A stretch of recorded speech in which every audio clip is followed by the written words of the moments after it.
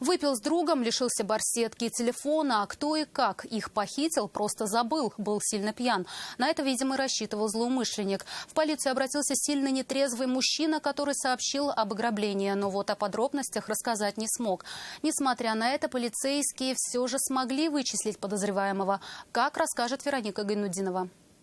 Как похититель скрывается с вещами 38-летнего мужчины, зафиксировала камера видеонаблюдения. Только вот сам ограбленный вспомнить толком ничего не смог. Так как 38-летний мужчина был в сильном алкогольном опьянении, он постоянно путался в своих показаниях. В течение нескольких дней работы с заявителем сотрудники полиции установили обстоятельства произошедшего. Удалось выяснить, что до того, как обратиться в полицию, мужчина со своим знакомым в сквере распивали спиртные напитки. Чуть позже к ним подошел молодой человек, который увидел, что мужчины сильно пьяны.